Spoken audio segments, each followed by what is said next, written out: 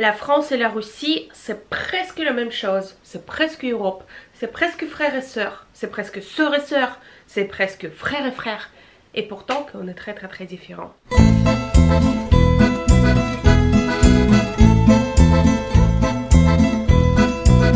Mes chers amis francophones, bonjour, vous êtes sur la chaîne de la Russe de Baka et aujourd'hui on va parler sur le 10 choses qui existent en Russie mais qui n'existaient pas ou presque en France. Donc si ça vous intéresse, restez avec moi, je continue. Je veux pas tourner en rond et faire un grand préhistoire, donc on attaque de suite. Le numéro 1 dans ma liste, c'est la médecine gratuite. Vous allez me dire, mais comment ça, en France aussi c'est gratuit, parce que tu payes, tu rembourses après, etc. C'est un système très compliqué pour moi. En Russie, il y a la médecine payant et il y a le gratuit. Gratuit, quand je dis gratuit, c'est vraiment gratuit. Tu rentres, tu demandes, par exemple, voilà, j'ai mal ici, le docteur il te regarde, il te fait analyse et il te dit que voilà, il faut soigner comme ça et comme ça, peut-être il te fait une ordonnance, mais c'est complètement gratuit. Aucune étape dans cette démarche sera payant. Et même après, comme par exemple moi, j'ai plusieurs fois, j'étais hospitalisée avec mes enfants à l'hôpital public, mais quand même je reçu après les papiers comme quoi je devrais payer une somme pas importante, 9 € ou 12 € sur quelque chose, mais ce n'était pas gratuit. Si vous voyez ce que je veux dire. En Russie, ça existe toujours la médecine gratuite. Donc c'est sans rendez-vous, tu viens, tu attends ton queue et voilà, un moment ou l'autre, tu as le docteur qui peut te soigner complètement gratuit. Le numéro 2 dans ma liste, c'est le salon de beauté de spectre large. Je vous explique de quoi je parle exactement. Aujourd'hui, effectivement, chaque troisième fille en France, elle est esthéticienne. Parce que moi, je reçois dans ma boîte à lettres quasiment Véronique, Patricia, Hélène, Margot. Ils sont tous esthéticiens et on peut dire que c'est un large spectre. Donc, elle fait le pédicure, le manucure, la coiffure, le maquillage pour le mariage, le massage et autres âge, anti-âge, etc. Donc, elle fait complètement tout, si vous voulez. J'imagine pas combien des années, des études elle a fait pour pouvoir faire tout ce qu'elle fait, parce que c'est des choses différentes quand même. D'être une masseuse, d'être une fille qui fait le maquillage, d'être une coiffeuse, c'est comme un avocat avec vendeuse, si vous voulez. C'est des choses quasi différentes.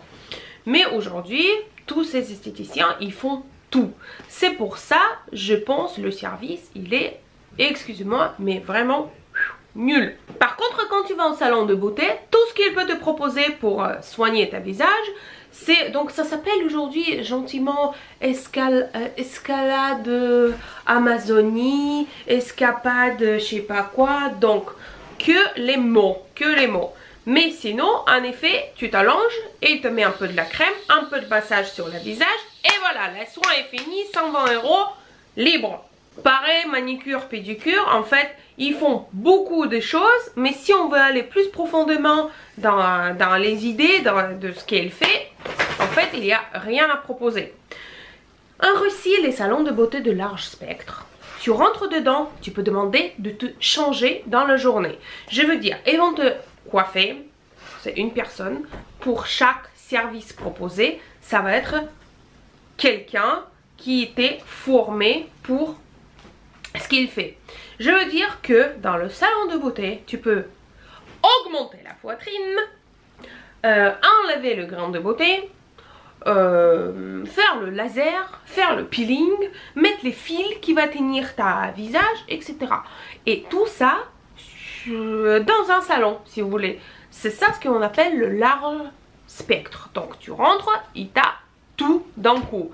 Tu rentres une brunette, je sais pas, de taille, je sais pas, 40 par exemple, avec la taille de poitrine B, et tu sortes blonde, taille 30, et 34 pardon en France, et la poitrine D par exemple.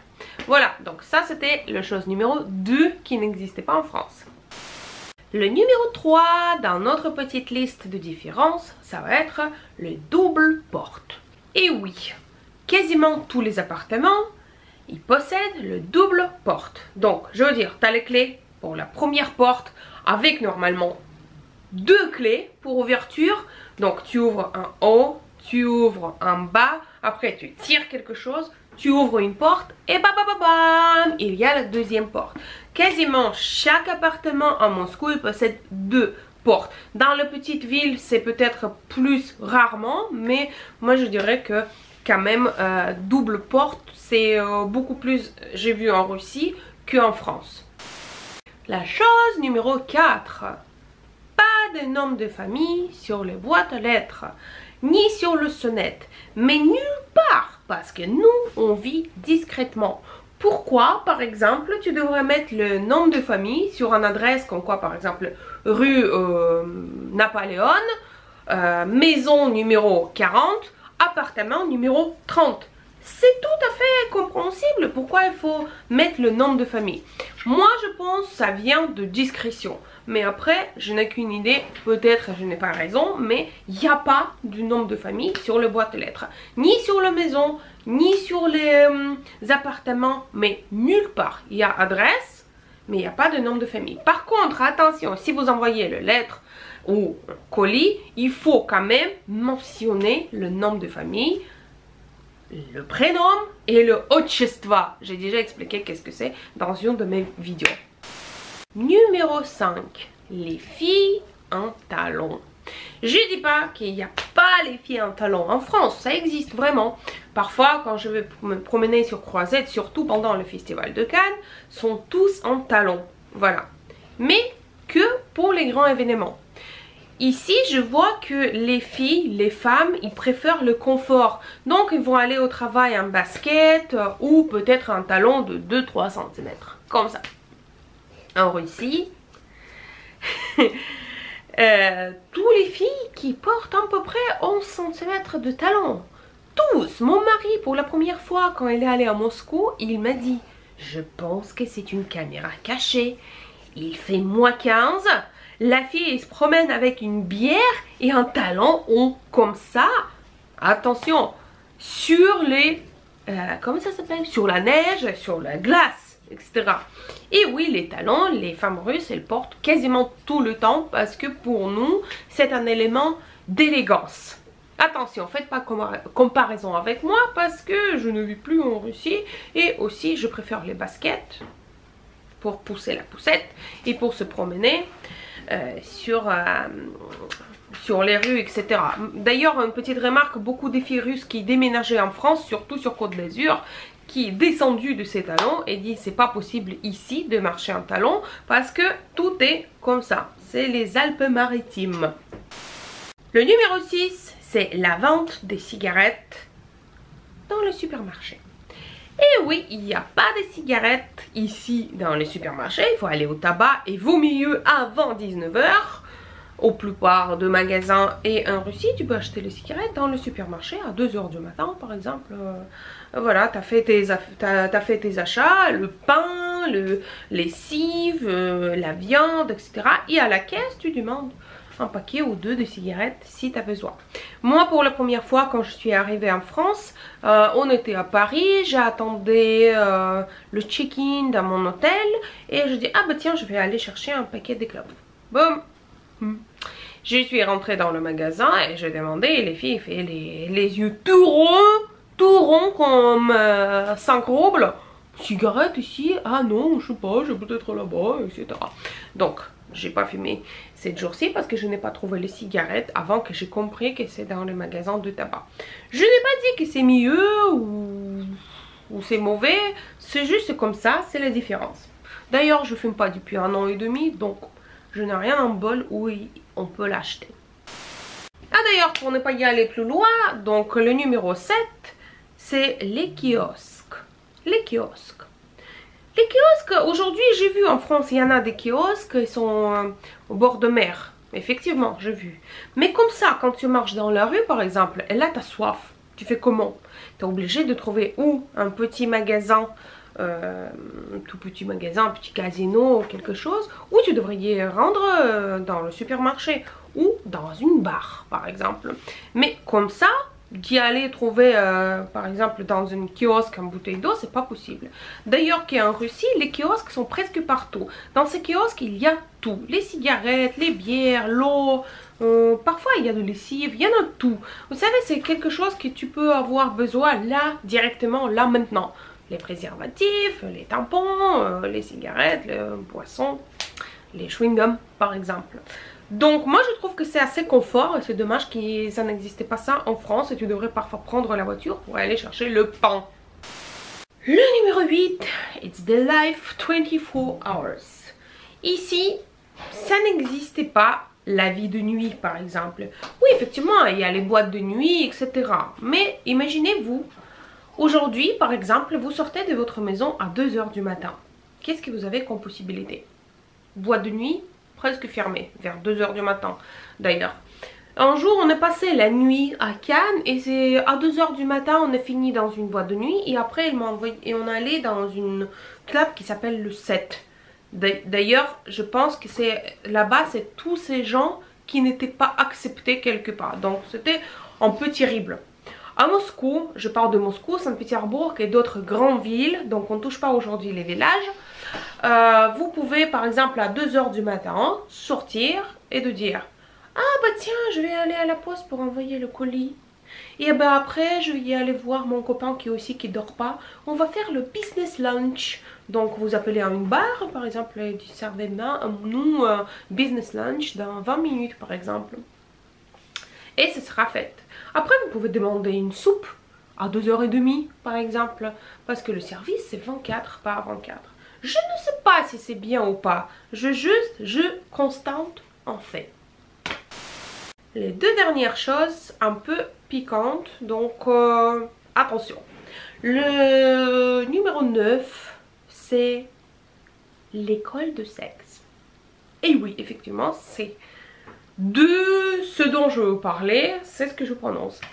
En fait, en Russie, ça existe l'école de sexe, par exemple l'école de sexe ou école de fellation, ça dépend où vous avez raté dans votre vie. Ou vous pouvez apprendre avec une banane ou la concombre, ça dépend de la taille, de faire une parfaite fellation par exemple, ou de faire par exemple un sexe vaginal sans bouger.